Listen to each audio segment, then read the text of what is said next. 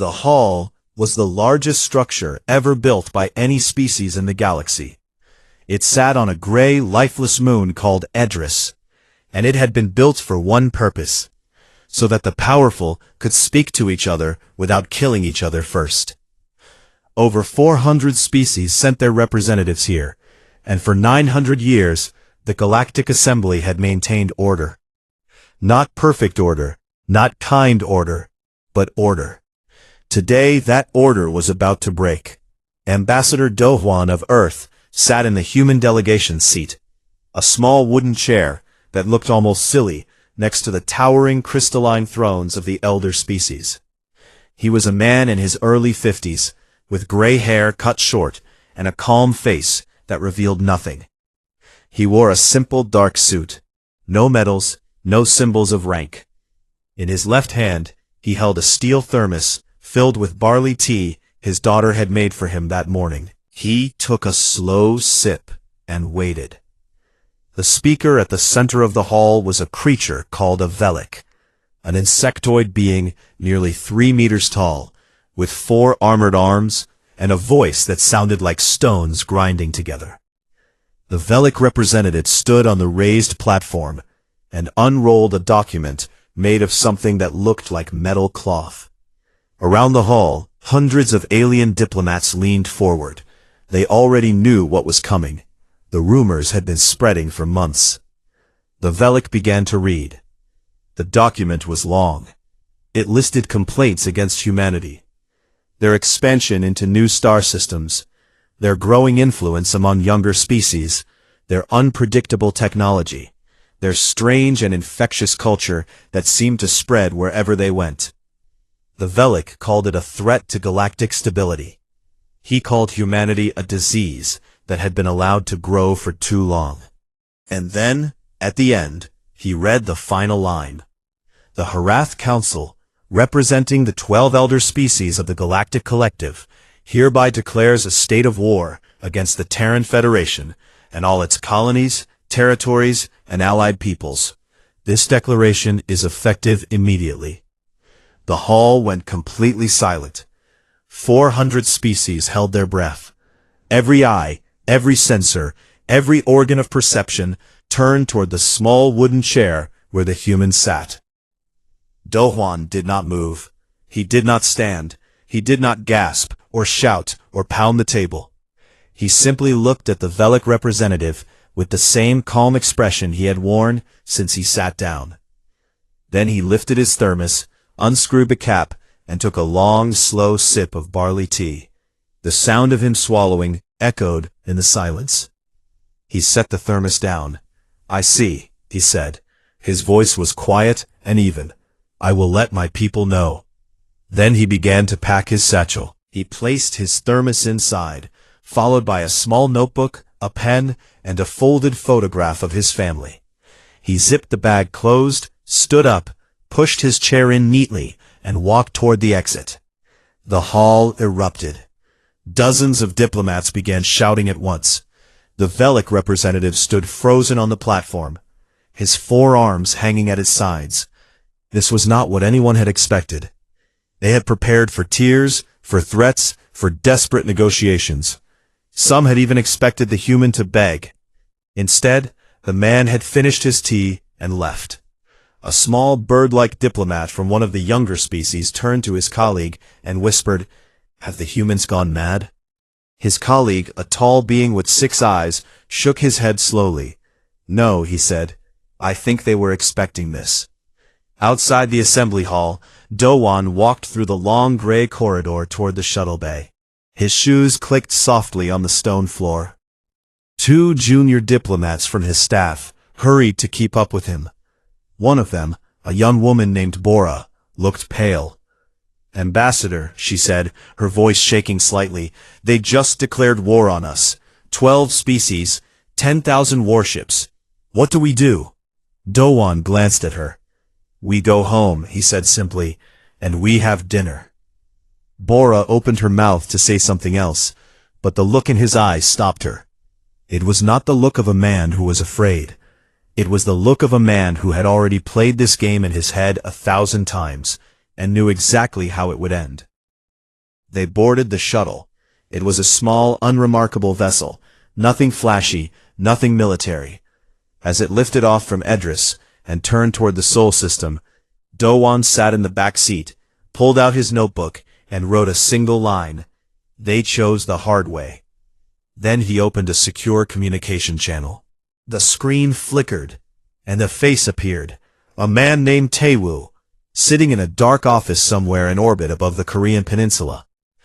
Taewoo was the director of Terran intelligence, and he was the kind of man who smiled when things got dangerous. He was smiling now. They actually did it, Dahwan said. Taewoo nodded slowly. I had a bet with Yuna. She said they would wait another 50 years. I said they were too proud for that. You won. I usually do. Taewoo leaned back in his chair. So, Protocol Dangan? Dahwan closed his eyes for a moment. Protocol Dangan was not a battle plan. It was not a counterattack. It was something much larger. A design that had been drawn up 300 years ago and refined every decade since. It was the answer to the question that every Terran strategist had asked since the First War. What do we do when they come for us again? Green light, Dahwan said quietly. It has been ready for a very long time, old friend. The channel closed. Dohan leaned his head back against the seat and stared at the ceiling of the shuttle.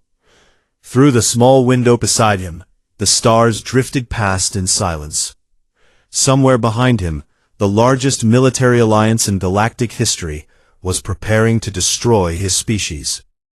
He unscrewed his thermos and took another sip of barley tea. It was still warm. He thought of his daughter, who had made it for him that morning without knowing what was about to happen. He thought of his wife, who was probably tending her roses in their small apartment in the orbital station above Busan. He thought of his grandmother, who had died 20 years ago, but whose voice still lived in his memory, saying the same thing she always said when he was frightened as a child. Do not shout back at the thunder, Dohan. Just make sure the house is strong. It had been strong for 900 years. And now, finally, the thunder had come. He smiled, screwed the cap back on his thermos, and closed his eyes. The galaxy thought it understood humans. That was its first mistake. In the days after the declaration, the Harath Council moved quickly. Orders went out to shipyards across 12 homeworlds. Fleets that had been parked in orbit for centuries were powered up, dusted off, and loaded with weapons. Soldiers who had never fought a real war were given armor and told to prepare for glory. The war machine of the Galactic Collective groaned to life like a sleeping giant stretching its arms. And the mood was confident. Why wouldn't it be? The numbers told a simple story. The 12 elder species of the Harath Council commanded over 10,000 warships. Their combined population was in the trillions. They had controlled the galaxy for longer than humanity had been a spacefaring civilization. Against this, Earth's known military was almost laughable. A few hundred defense ships, some border stations, a handful of patrol fleets. Military analysts across the galaxy ran their calculations and came to the same conclusion. The war would last weeks, not months. On the Velik homeworld, a famous war commentator appeared on a broadcast seen by billions. He stood in front of a holographic map of human territory and drew lines through it with his clawed hand. Here, here, and here, he said. 3 strike forces converging on Sol. The humans will surrender before the first shot is fired. They are soft. They have spent 900 years growing food and writing songs. They have forgotten what war is. He was wrong about almost everything, but he did not know that yet. Almost nobody did. Aboard the research vessel Baekdu, drifting in a quiet orbit around Neptune, a woman named Sujin knew. She was a historian, one of a small group of scholars who had spent their lives studying the real history of humanity's place in the galaxy, not the version the Harath Council preferred to tell. Sujin sat in her small cabin, surrounded by data screens. each one displaying recovered documents from 900 years ago. She was writing a report that she hoped someone important would read, though she suspected the people who needed to read it already knew what it said. The report was about the First Contact War. 900 years ago, humanity had barely left its home system. They had one colony, a small settlement on a rocky moon orbiting a gas giant 3 star systems away. They had no warships, no military fleet, no weapons designed for space combat. They were explorers and scientists, nothing more. The Velic Dominion found them first, and the Velic, like all elder species, had a simple policy toward new civilizations. They sent a fleet of 200 warships to the human colony and demanded unconditional surrender. The humans refused. What followed was 2 years of the most brutal, inventive, and terrifying warfare the galaxy had ever seen. The humans had no fleet, so they built one, out of mining ships, cargo haulers, and transport vessels, fitted with whatever weapons they could create. They turned asteroids into projectiles. They reprogrammed captured Velic drones and sent them back against their owners. They developed electronic warfare techniques that the Velic had never imagined, shutting down entire warships with a signal. But it was not the technology that frightened the galaxy. It was the humans themselves. They would not stop fighting. Ships that were crippled and burning would ram enemy vessels rather than surrender. Crews with no oxygen left would suit up and board enemy ships with hand tools and construction equipment. A group of engineers on the colony moon, surrounded and outnumbered, held their position for 4 months using improvised explosives made from mining chemicals. The Velic lost a third of their fleet.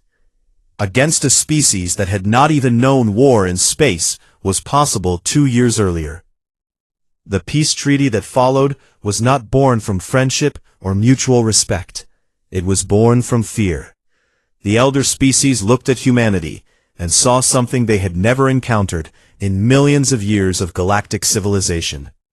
A species that became more dangerous the more desperate it became. A species that did not know how to give up. So they made peace, and for 900 years they watched. What they saw worried them, but not for the reasons they expected. Humanity did not build a massive military. They did not threaten their neighbors. Instead, they did something far more unsettling. They made friends. Dozens of younger species, newly arrived in the galactic community, found themselves drawn to humans. Humans traded with them, taught them, learned from them. Human music played on alien worlds. Human food was served in alien restaurants. Human holidays were celebrated by species who had no concept of snow or pumpkins or fireworks. The Harith Council called this the soft invasion. They said humanity was conquering the galaxy not with weapons, but with culture, and that if left unchecked, the elder species would find themselves surrounded by a galaxy that loved humans more than it respected its old masters. That fear was what drove the declaration of war. Not military threat, but cultural displacement. The old powers were not afraid of human warships. They were afraid of human laughter. Far from the political halls and war rooms, on a colony world called New Jeju, a man named Jong-ho was having a quiet morning. He was 62 years old, a retired Terran Marine who had served his time and asked for nothing more than a piece of land and some peace. He had both. His farm was small, a few hectares of vegetables and fruit trees, with a view of green mountains that reminded him of his grandfather's stories about old Korea. He was sitting on his porch, drinking coffee, when his personal device chimed. He picked it up and read the message. It was short, just a few lines of text, sent from a military channel he had not used in decades. He read it twice. Then he set down his coffee, stood up, and walked to his barn. Inside, behind rows of farming tools and bags of seed, he found what he was looking for, a sealed panel in the floor, hidden under a bale of hay. He pressed his thumb to the lock. It opened with a soft hiss. Inside was a combat exosuit. Terran Marine Standard Issue, modified for his body, maintained by an automated system that had kept it in perfect condition for 40 years. It looked brand new. Beside it was a rifle he had hoped he would never touch again. Jung-ho stared at it for a long time. Then he sighed, the way a man sighs when he has always known that a quiet life was too much to hope for. "I knew I should not have kept this," he muttered. But he had kept it. And he was not the only one. Across every human colony, in every city and town and farming village, the same scene played out. Teachers opened locked closets. Engineers pulled panels from basement walls. Grandmothers reached under beds and pulled out cases they had not opened in decades. There was no panic, no screaming, no confusion. Just a quiet, steady movement. Millions of people reaching for things they had always kept close, just in case. Because that was the truth the galaxy had never understood. Humans did not forget war during those 900 years of peace. They prepared for it, quietly, patiently, in every home, on every world, in every family. They simply hoped they would never have to prove it. 2 weeks passed after the declaration, and the galaxy watched humanity do absolutely nothing. No fleets launched. No emergency broadcasts played on Terran channels. No leaders appeared on screens to rally their people or make dramatic speeches. The Terran news networks carried their usual stories, weather reports from colony worlds, a cooking competition on Mars, a new children's book that was becoming popular on 3 different planets. It was as if the largest military alliance in galactic history had declared war on a species that simply had not noticed. The Harath Council found this deeply disturbing, though they would never admit it. In their war rooms, strategists studied every piece of intelligence they could gather on human activity. They found nothing unusual. Trade ships moved along their normal routes. Civilian traffic continued without disruption. Schools stayed open. Markets stayed busy. "They are paralyzed with fear," the Velic war commander announced confidently to his officers. "Their government is hiding the truth from their people. When our fleet arrives, they will collapse." He believed this completely. He had never met a human. The Harath Armada gathered at a staging point near the edge of collective territory. Over 10,000 warships from 12 species, arranged in a formation that stretched across millions of kilometers of space. It was the largest military force ever assembled in the history of the galaxy, and the Harath made sure everyone knew it. They broadcast images of the fleet on every public channel, letting the galaxy see the sheer scale of what was coming. Commentators called it the Tide, and the name stuck. It was meant to inspire awe and terror. On Earth, a grandmother in Gwangju watched the broadcast on her kitchen screen. She looked at the enormous alien fleet, shook her head, and changed the channel to a drama she had been following. Aboard the Terran flagship Hala, hidden in a deep orbit behind one of Jupiter's moons, Vice Admiral Yuna was not watching the broadcasts. She did not need to. She had known the exact composition of the Harath fleet before it had finished assembling, because she had people everywhere, and those people had been counting enemy ships for months. Yuna was a woman of 55, with sharp eyes and a steady voice that never rose, even in crisis. She had served in the Terran Defense Corps for 30 years, and she had spent the last 10 preparing for exactly this moment. Around her, the command center of the Hala hummed with quiet activity. Officers moved between stations, updating tactical displays, running calculations, checking systems. There was no urgency in their movements, no fear in their voices. They moved like people doing a job they had rehearsed 1,000 times. "Status of the Huarong network?" Yuna asked, without looking up from her display. "All 300,000 platforms are on standby," her tactical officer replied. "Power cores are cold, but ready. Full activation in under 90 seconds on your order." 300,000. The number was almost absurd. Hidden across the asteroid belt between Mars and Jupiter, buried inside rocks and debris, Disguised as dead satellites and forgotten junk, the Hwarong defense platforms had been built over the course of 4 centuries. Each one was a fully autonomous weapons station, capable of targeting and destroying a warship at extreme range. Together, they formed a net of firepower so dense that nothing could pass through the Sol system without being touched by it. The galaxy knew nothing about them. Not a single one had ever been detected. And the Ghost Fleet?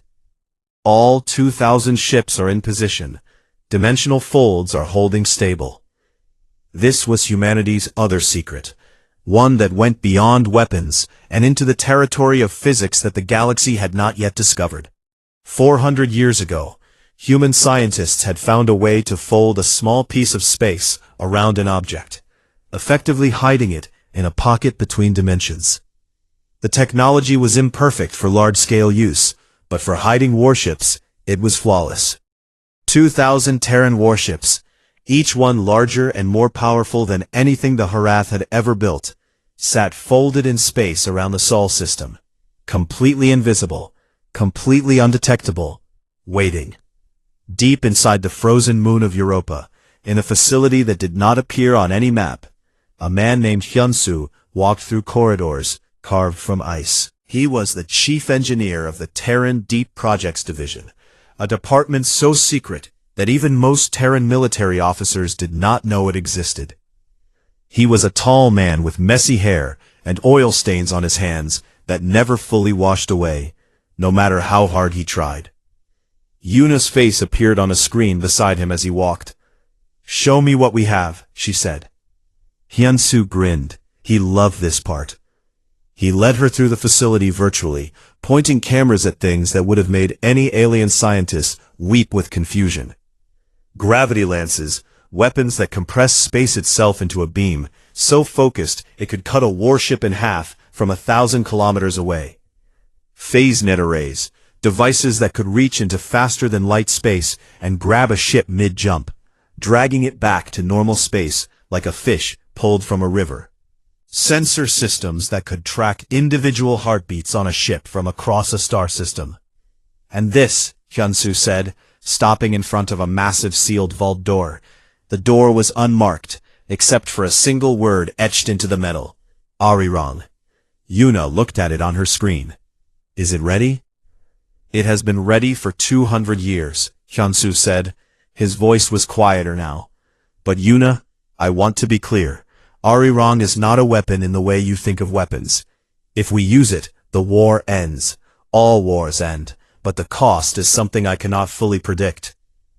"Let us hope we never find out," Yuna said. "That is what I pray for every day." Far ahead of the Hala, far beyond the Sol system, a small ship called the Dokkaebi drifted in perfect silence through the heart of the Harath Armada. It was a stealth corvette, crewed by 12 people, commanded by a young captain named Unji. She was 31 years old, brilliant, and possessed a calm confidence that bordered on recklessness.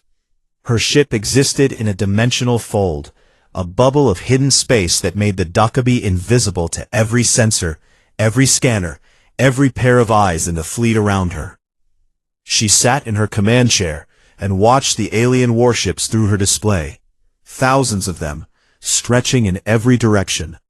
She could see their engine signatures, read their communications, count the crew on each vessel. She had been here for 6 days, drifting among them like a ghost, and not a single ship had noticed. Her communications officer looked up. "Captain, we have completed the full catalog, every ship tagged, every frequency logged, every weakness identified." Unji nodded. She composed a single encrypted message and sent it back to the Hala through a channel that bounced off 17 relay points hidden across the galaxy. The message read, "It is not enough." Back on Earth, the sun set over Neo Sol. The city glowed with light, and the streets were full of people doing ordinary things. Eating, laughing, walking, arguing about nothing important. A street vendor sold hot fish-shaped pastries to a line of customers. A couple sat on a bench by the river and watched the water. An old man played a board game with his friend, outside a convenience store. None of them were afraid, not because they did not know about the war. They knew. Everyone knew. But they also knew something the galaxy did not. That beneath the ordinary surface of their world, beneath the farms and schools and markets, humanity had spent 9 centuries building something so vast and so hidden that the galaxy could not even imagine it. They were not pretending to be calm. They were calm. The way a mountain is calm before a storm. Not because it does not know the storm is coming, but because it knows it will still be standing when the storm is over. The Harath Armada crossed into human space on a Tuesday morning, Earth Standard Time. 10,000 warships poured through the outer boundary of the Sol system like a dark flood, their engines burning hot and their weapons charged. Every galactic news network carried the image live. Billions of beings across hundreds of worlds watched as the tide arrived at humanity's door.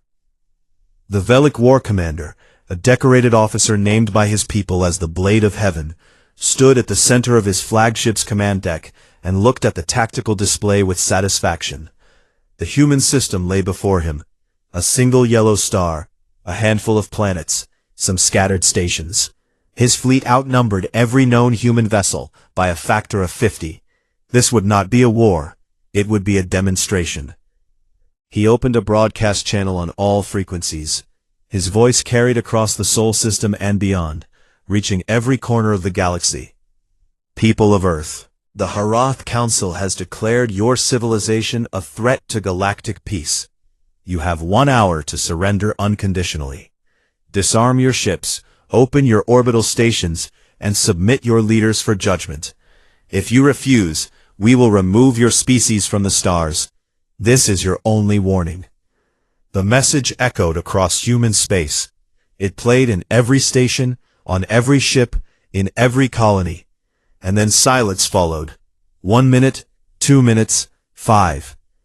Then a new broadcast appeared on every screen in the galaxy. Not from a warship, not from a military command center, but from what appeared to be a simple wooden desk in a plain, well-lit room. Behind the desk sat Ambassador Dohan, wearing the same dark suit he always wore, with his thermos of barley tea sitting at his elbow. He smiled. Not a cruel smile, not an arrogant one. It was the kind of smile a grandfather gives a child who has just tried to be scary and failed. We received your ultimatum, he said calmly. We appreciate the honesty. In the spirit of honesty, we would like to show you something. He nodded once, off-screen, and the Sol system woke up. Aboard the Hala, Vice Admiral Yuna spoke a single word into her command channel. Now. Across the asteroid belt, 300,000 Harang defense platforms activated simultaneously. They had been sleeping inside rocks and debris for centuries, cold and silent and invisible. Now they came alive. Their power cores ignited in sequence, and the energy signature was so enormous that sensor arrays across the galaxy registered it as a stellar event, as if a new star had been born inside the Sol system. The Harath fleet's instruments screamed with warnings. Officers stumbled back from their consoles. The Velic commander stared at his display as hundreds of thousands of new contacts appeared out of nowhere, surrounding his fleet in every direction. Before he could speak, the PhaseNet arrays fired. These were devices hidden in the orbits of Jupiter's moons, and they did something that the galaxy had never seen. They reached into the layer of space that ships used for faster-than-light travel, and sealed it shut. Every Harath ship in the system felt its FTL drive go dead in the same instant. The tide was locked in place. They could not run. Then the Ghost Fleet appeared. From behind moons, from inside hollowed asteroids, from folds in space that the galaxy did not know existed, 2,000 Terran warships materialized into visible space. They were enormous, each one 3 times the size of the largest Harath vessel. built with a smooth, dark hull that seemed to drink in light rather than reflect it. They appeared in perfect formation, surrounding the Harath armada like the walls of a cage closing in. And inside the Harath formation, the Dakabi and her 11 sister ships decloaked. They had been hiding among the alien fleet for over a week, drifting silently through the gaps between warships. And now they revealed themselves, 12 small, sleek ships sitting calmly in the middle of 10,000 enemy vessels, as if they had been invited. Captain Unji leaned back in her chair and watched the chaos unfold around her. Harath's ships were breaking formation, spinning in place, trying to find a direction that was not blocked by human firepower. There was none. She allowed herself a small, satisfied grin.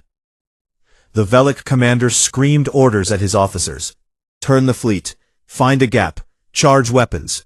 But his voice was drowned out by the sound of every alarm on his ship going off at once. Because the humans had done something else. They had taken control of the Harath communication network. Every channel, every frequency, every encrypted line now belonged to humanity.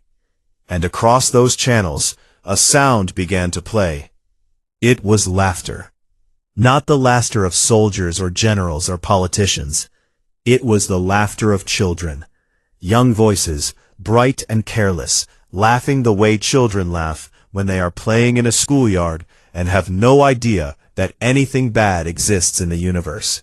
The sound was warm and alive and completely, impossibly out of place in the middle of the largest military standoff in galactic history. Communications Officer Minseo had chosen the recording herself. It was from a primary school in Inshan, captured during a recess break on a spring afternoon. 37 children, ages 6 to 8, playing a game whose rules she had never been able to figure out. She had listened to the recording 100 times while preparing for this moment, and it still made her smile every time. The laughter played on every Harith ship. It played on every galactic news channel. It played in the halls of the assembly on Edris, where 400 species sat in stunned, confused silence. It played in homes and offices and ships across the galaxy. No one knew what to do with it. The Velic commander stared at his command display, surrounded by the laughter of human children, and felt something he had never experienced in his long military career. It was not fear. He knew fear. It was something worse. It was the sudden, sickening realization that he had been wrong about everything. That the humans had never been afraid. That they had never been weak. They had been sitting quietly for 900 years, not because they could not fight, but because they chose not to. And now, they were not fighting either. They were laughing. Dohan's face appeared on every screen again. He looked exactly the same, calm, warm, unhurried. "We do not want to destroy your fleet," he said. "We have never wanted war. But we will not be bullied, and we will not kneel. Your ships cannot leave this system until we allow it. Your weapons cannot fire faster than ours can respond. And I think if you look carefully at the situation, you will agree that this fight is already over." He paused and took a sip of his barley tea. "You have 1 hour to withdraw the declaration of war. After that, we stop being patient." He set down his thermos, and the broadcast ended. On every Harath ship, officers looked at each other. On the Velic flagship, the commander stood motionless for a very long time. Around him, the laughter of children faded into silence. But the silence was worse, because now it was filled with the knowledge of what humanity actually was. 37 minutes later, the Harath Council made contact. They asked for terms. Yunji, still sitting in the middle of the enemy fleet with her 12 ghost ships, listened to the surrender transmission and shook her head slowly. 900 years of planning, she said to her crew, and we did not fire a single shot. Her pilot looked over at her. "Is that a good thing?" Yunji smiled. "It is the best thing." Outside the Dockavy's windows, 10,000 alien warships drifted in silence, surrounded by a force they had never imagined, defeated by a weapon they could not understand. The laughter of children, the most human sound in the universe. 3 months after the day the galaxy learned to be afraid of laughter, the Treaty of Edris was signed in the same hall where the war had been declared. The same species were present, the same chairs were arranged in the same circles, but everything felt different now. The elder species sat lower in their thrones, the younger species sat straighter, and in the center of the hall at the same small wooden chair he had always used, Ambassador Dohan sat with his thermos and his notebook, and the same calm expression he had carried through the entire crisis. The treaty was not what anyone expected. For 900 years, the galaxy had operated on the principle of hierarchy. Elder species ruled, younger species obeyed, and humanity existed in a gray space between the two that made everyone uncomfortable. The Harath Council had gone to war to preserve that hierarchy. They expected that if they lost, the humans would flip it, that humanity would become the new top of the pyramid, and rule the galaxy with the same iron grip the elder species had used. But humanity asked for none of that. The treaty demanded no territory, no payment, no surrender of ships or technology, no punishment of leaders.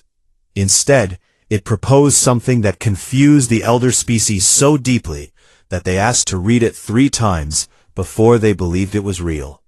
Humanity asked for equality, a restructured galactic assembly where every species, elder, young, or in between, would have an equal voice.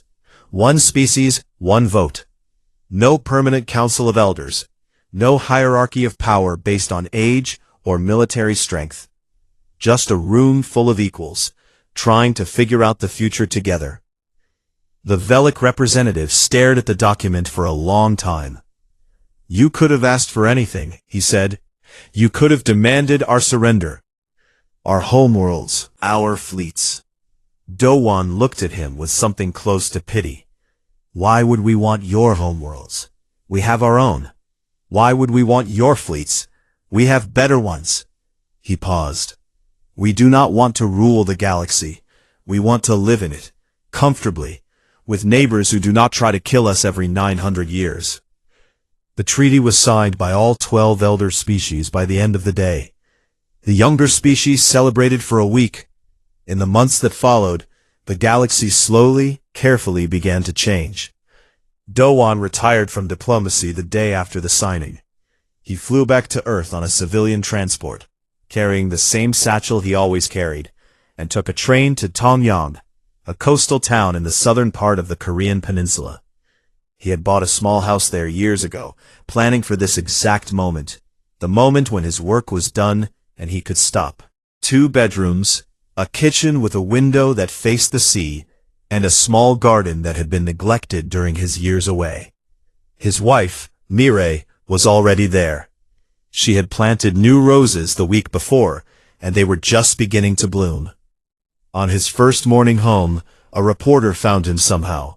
She was young, eager, and clearly nervous about interviewing the man who had stared down the largest armada in history with a thermos of tea.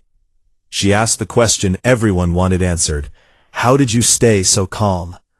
Dohan sat on his porch and looked at the ocean for a moment. Then he said, "I grew up on my grandmother's stories. She always told me the same thing. She said if someone shouts at you, speak softly. If someone raises a fist, open your hand. But never let them think you are weak." He smiled. She was a very smart woman. The reporter asked if he had any regrets. He thought about it for a moment and said, "I wish I had brought more tea." Aboard the Hala, Vice Admiral Yuna oversaw the careful, systematic deactivation of the Hwarang defense network. It was a long process, 300,000 platforms, each one needing to be individually powered down and returned to dormant status. Her engineering teams worked around the clock for weeks. But when the final report came to her desk, showing that the deactivation was complete, she made one small change. She kept 30,000 platforms active, 10% of the network, scattered across the asteroid belt in a pattern that looked random, but was not. Hyun-soo, who had traveled from Europa to help with the shutdown, noticed the discrepancy in the numbers. He raised an eyebrow. "I thought we were standing down." "We are standing down," Yuna said. "Mostly." "Mostly?" She looked at him with the calm, steady gaze that had earned her the loyalty of every officer who had ever served under her. "The galaxy just learned a lesson about underestimating us. I intend to make sure that lesson does not need to be taught twice. But if it does, 30,000 platforms should be enough for the first 10 minutes. Hyun-soo laughed. It was the first time he had laughed in months. Captain Unji was promoted. She received a new rank, a new ship, and a new mission. Not war, but exploration. The Dokkaebi was refitted from a stealth warship to a deep space survey vessel. Its weapons replaced with advanced sensor arrays and science laboratories. Unji was given command of a new exploration wing, the first of its kind, tasked with charting the unknown regions beyond the galactic arm. She took the assignment without hesitation. She had spent her entire career hiding in the shadows, watching and waiting. The idea of flying into open space with nothing to hide from felt like a gift she had not earned. Her crew followed her, every one of them. On the day they launched, her pilot asked her where they were going. She pointed at the star chart on her display, a vast, dark region where no species had ever traveled. "There," she said. "We are going there because nobody has been there yet, and because that is what humans do." The first star system they found was small, a red dwarf with 2 rocky planets and a belt of ice. It was unremarkable by any scientific standard, but Unji named it anyway. She called it Grandmother's Garden, because every human she had ever known seemed to have a grandmother who grew something beautiful, and she thought the galaxy could use more gardens. On New Jeju, Jung-ho put his exosuit back in the floor compartment under the barn. He sealed the panel, pushed the hay bale over it, and went back to his fields. The crops needed water, and the weather forecast said no rain for a week. War or no war, vegetables did not grow themselves. His neighbor came by that afternoon, a short blue-skinned alien from a younger species who had settled on New Jeju a few years ago. He carried a basket of fruit from his own farm and set it on Jung-ho's porch. "What was all that about?" the neighbor asked, gesturing vaguely at the sky. "The fleet? The standoff? The whole thing?" Jung-ho took a piece of fruit from the basket and bit into it. It was sweet and a little sour. "Just a misunderstanding," he said. The neighbor did not look convinced, but he did not press further. He sat down on the porch beside Jung-ho, and they ate fruit together in comfortable silence, watching the sun move slowly across the sky of a world that was at peace again. Across the galaxy, a saying began to spread. It started among the younger species, the ones who had always been closest to humans, who had traded with them, and eaten their food and danced to their music. The saying passed from world to world, translated into hundreds of languages, carved into walls and printed on clothing, and whispered by children who did not fully understand what it meant, but liked the sound of it. Speak softly, laugh often, and never show them the arsenal until you have to.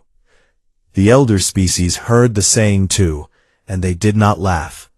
They remembered the sound of children's laughter playing through their warships, and they understood that the saying was not a joke. It was a warning, dressed in a smile. Deep inside Europa, in the facility that did not exist on any map, Hyun-soo walked through the empty corridors one last time, before closing the site for what he hoped would be forever. His footsteps echoed off the ice walls. Most of the lights were off. Most of the rooms were sealed. He stopped in front of the vault labeled Arirang. The status panel beside the door glowed a steady green. Dormant. The word was comforting. Dormant meant sleeping. Sleeping meant not awake. Not awake meant the galaxy was safe. Hyun-soo placed his hand flat against the cold metal door. He did not know exactly what was inside. Not fully. He had helped design parts of it, but the complete picture was beyond any single mind. What he did know was that Arirang was not a weapon in any normal sense. It was a response to the worst possible future, a final answer to a question he hoped would never be asked. If it ever woke up, the war would end. All wars would end. But the galaxy that existed afterward would not be the same galaxy that existed before. "Sleep well," he whispered to the door. "Hopefully forever." He turned off the last light, walked down the corridor, and took the elevator up to the surface of the frozen moon. Outside, Jupiter hung enormous in the black sky, its storm swirling in silence.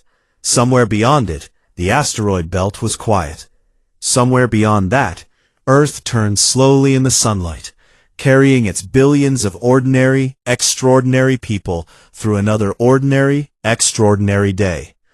Hyun-soo looked up at the stars for a long moment. Then he pulled his coat tighter against the cold, smiled to himself, and went home. The 900-year peace was over. But what came next, the new quiet, the careful hope, the galaxy learning to sit together as equals, might just last a little longer. Or at least, until someone was foolish enough to test the humans again.